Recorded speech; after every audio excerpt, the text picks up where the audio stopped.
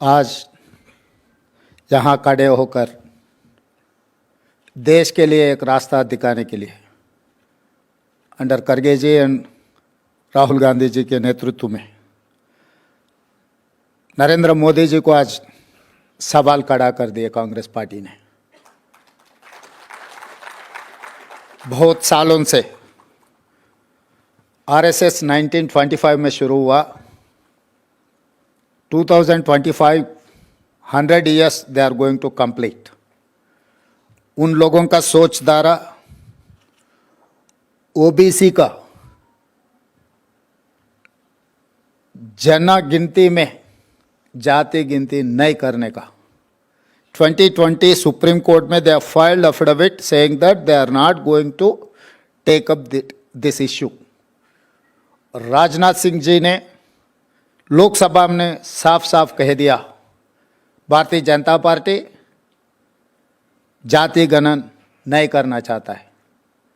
तो राहुल जी ने जब कन्याकुमारी से लेकर कश्मीर तक 150 दिन 4000 किलोमीटर जब पदयात्रा किए, हर वर्ग के जनता से मिला, उनका आवाज़ सुने, उनका दिल में क्या है जो अनरेस्ट वो पहचान लिए। इसीलिए राहुल गांधी जी ने ये वादा किया, कांग्रेस सरकार में आते जाति गणना में हम लोग कांग्रेस पार्टी ये मुद्दा लेकर आगे जाएंगे। जब तेलंगाना में राहुल भैया आया था, ऑलमोस्ट 25 दिन पदयात्रा किए, 400 किलोमीटर इन तेलंगाना। हर गांव में ये बात साफ कह दिया कि तेलंगाना में हमारा सरकार बने तो ज़रूर सेंसस में कास्ट सेंसस हम लोग करने वाले हैं। मैं ये सोचा आज ये पावर पॉइंट प्रेजेंटेशन इसीलिए किए, बार बार कांग्रेस पार्टी ने कुछ नेता लोग तेलंगाना मॉडल के बारे में चर्चा हो रहा है, मगर वो तेलंगाना मॉडल क्या है ज़्यादा लोगों को पता नहीं है। इसीलिए आज जितने भी हमारे साथी लोकसभा मेंबर्स हैं, हमारे मित्र हैं, उन लोगों को एक प्रोसेस हम लोग जो अडॉप्ट किए, आउटकम तो सबको पता है, मगर प्रोसेस में हम जो मुद्दा हटाते गए कि इसमें जो बेनिफिट मिलने वाले हैं उनका बहुत संतोष की बात है। मैं जिसको जो डाउट है भाई ये पूरा गिनतियाँ आ गए तो हमारा क्या हाल है, पर्टिकुलर इन अपर कास्ट, तो अपर कास्ट में जितने भी कास्ट जो रिप्रेजेंट करने वाले को मैं बार बार बुला के बिठाया, भाई सोसाइटी में जब कुछ चेंजेस आ रहा है वी हैव टू एक्सेप्ट। क्योंकि जब आज़ादी नहीं था ब्रिटिशर्स थे, मगर लोगों का सोचधारा ये था, कांग्रेस पार्टी ने सोचा लोगों को आज़ादी दिलवाने का, इसीलिए कांग्रेस पार्टी ने अंग्रेजों के खिलाफ लड़कर इस देश को आज़ादी दिलवाए। जब हमारे तेलंगाना के बारे में भी 60 साल हम लोग लड़े तेलंगाना हासिल करने के लिए एक राज, श्रीमती सोनिया गांधी जी ने December 9, 2009 she has decided to give Telangana. तो 70 साल हम लोग लड़े, मरे, शहीद हुए, मगर हासिल नहीं कर सका।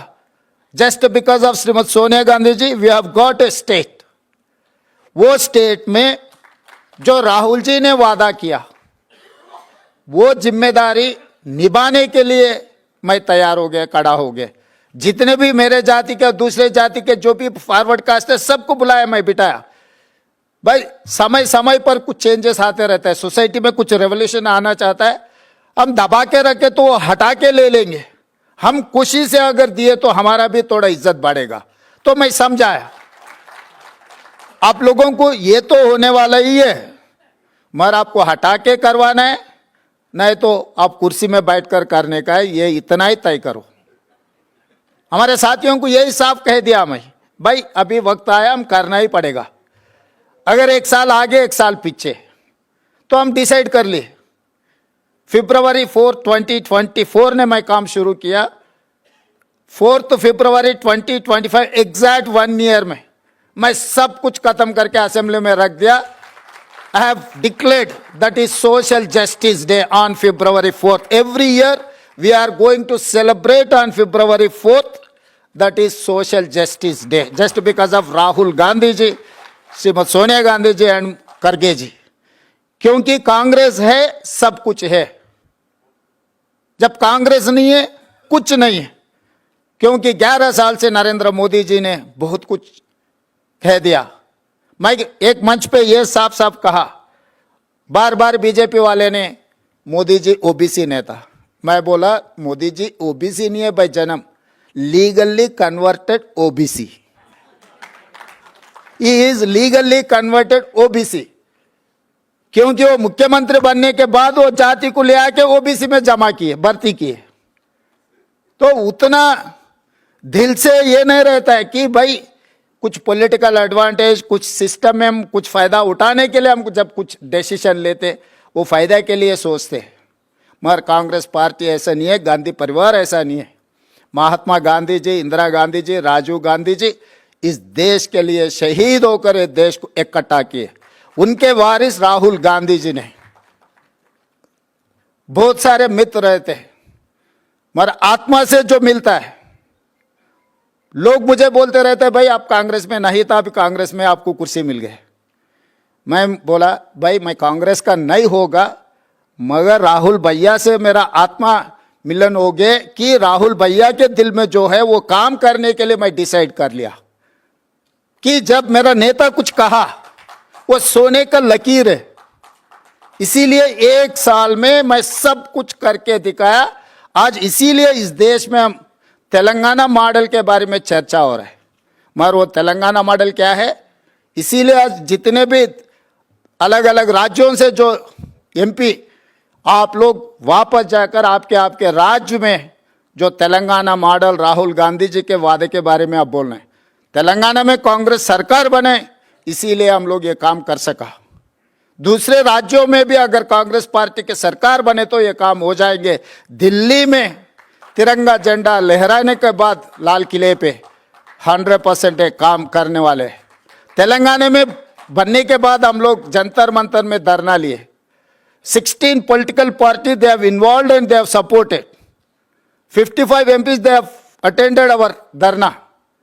उसी दिन मैं मोदी जी को बोले थे भाई आप करेगा कुर्सी में बैठ के, नहीं तो आपको कुर्सी से उतार के हम लोग करने वाले। इतना ही है। आज भी आप लोग वापस जाके यही बोलना है गांव गांव में, गली गली में अगर करना है। इसीलिए उसके बाद अभी केंद्र सरकार ने 2026 जनगणना में जाति गणना करने के लिए डिसाइड कर लिए। This is success of Rahul Gandhi ji. वो किसान के खिलाफ 3 काला कानून जिस दिन लाया था, मैं भी लोकसभा में थे, उसी दिन भैया ने कहा मोदी जी ये किसान के खिलाफ जो 3 काला कानून लाए वो वापस लेना ही पड़ेगा। वो मेरा जिम्मेदारी है, आपको वापस लेगा। वापस लेने का ही बात नहीं है, माफी भी मांगा मोदी जी ने इस देश किसानों से। जस्ट बिकॉज ऑफ राहुल भैया वो जो आवाज उठाए किसानों के तरफ, किसानों के लिए, आज भी राहुल भैया ये कास्ट सेंसस जो मुद्दा उठाए केंद्र सरकार ने मान लिए, मगर उनका क्वेश्चनियर क्या है। हम लोग 8 पेज में 56 क्वेश्चंस वी हैव पोस्ट।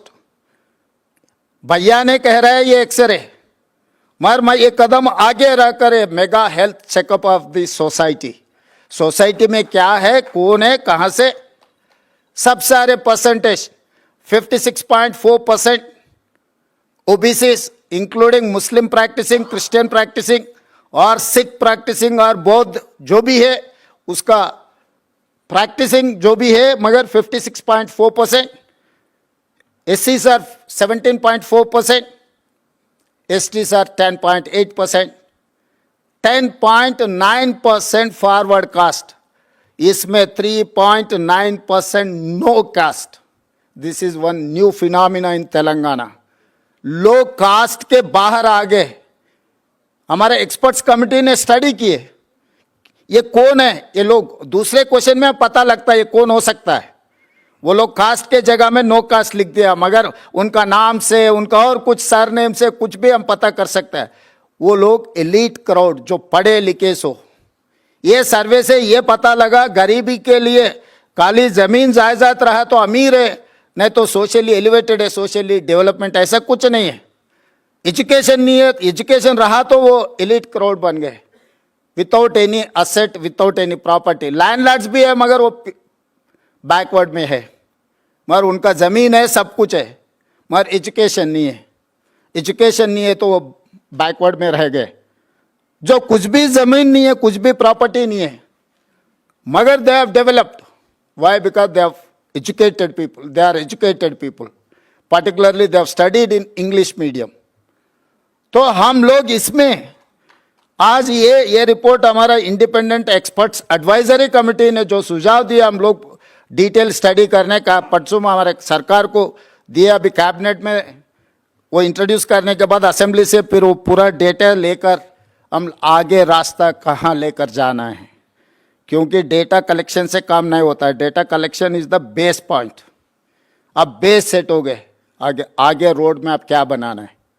तो वो जस्टिस सुदर्शन रेड्डी, कांचायले, प्रोफेसर तोराट, बहुत सारे एक्सपर्ट्स, इकोनॉमिस्ट इसमें socio economic education, employment, political and cast survey. This is not only cast survey, this is socio economic education, employment, political and cast सर्वे।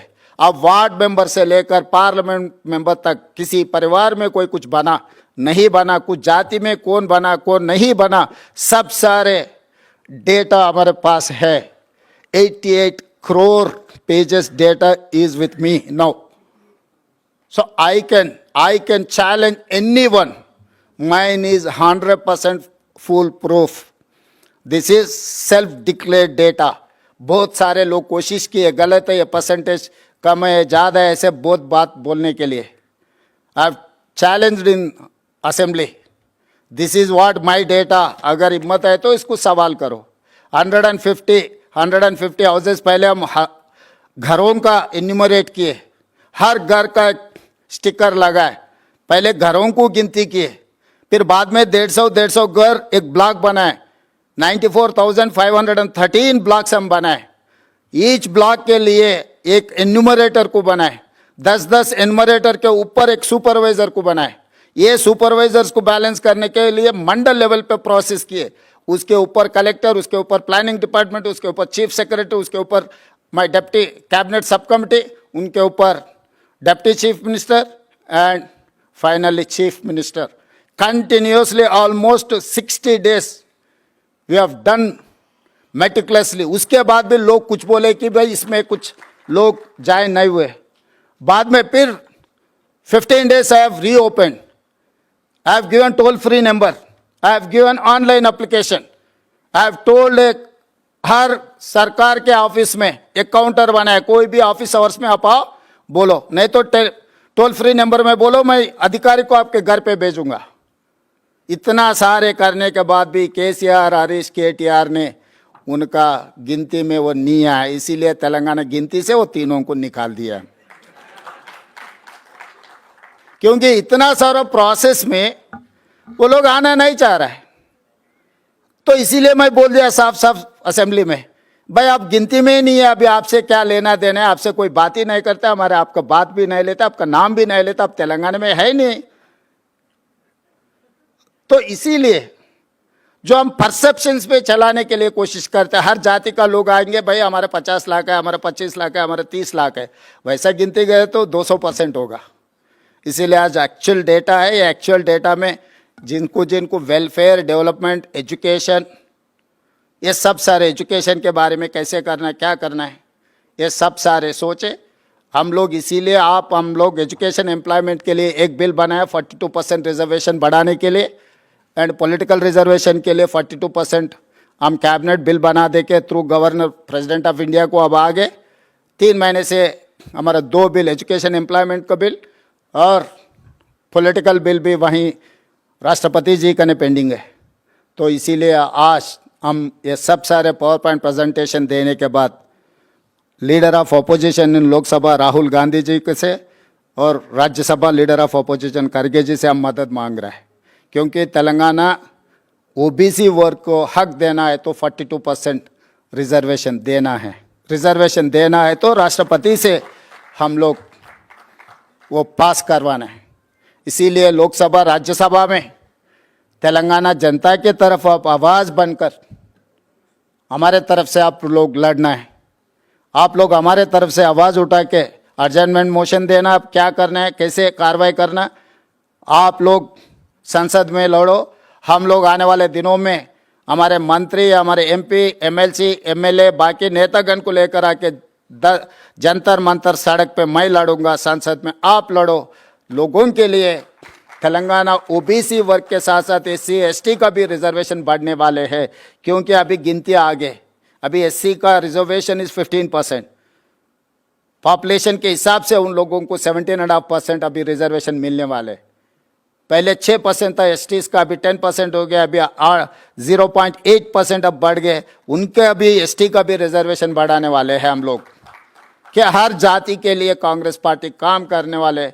इसीलिए आप सबका मदद है, क्योंकि this is the road map for the nation.